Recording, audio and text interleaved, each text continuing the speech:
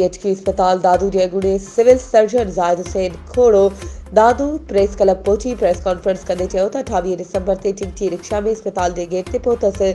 त मां पंहिंजो लैपटॉप ठाराइण वञी रहियो हुअसि त डॉक्टर गुलज़ार पंवर पंहिंजी कार में विहारे चयो त तुंहिंजो ऐं डॉक्टर अमजद जो मसइलो हल कयूं था।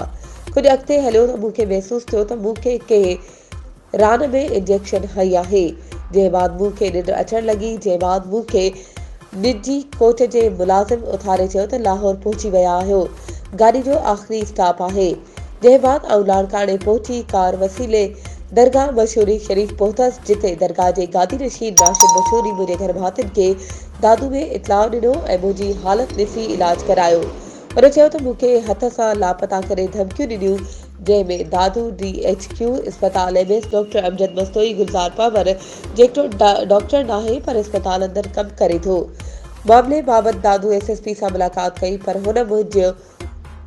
अज़ानो करण बजाए अगवा कंदड़ जी सपोर्ट कई आहे ऐं पीपल्स पार्टी ज़िले सदर रफ़ीक जमाली पे डॉक्टर अमजद मस्तोई जो साथ ॾेई रहियो आहे। वधीक ख़बरूं ऐं अपडेट्स जे लाइ असांजे चैनल खे सब्सक्राइब कयो ऐं हा बेल आइकन खे प्रेस करण न विसारजो त जीअं असांजी हर नई अचण वारी वीडियो तव्हां ताईं पहुची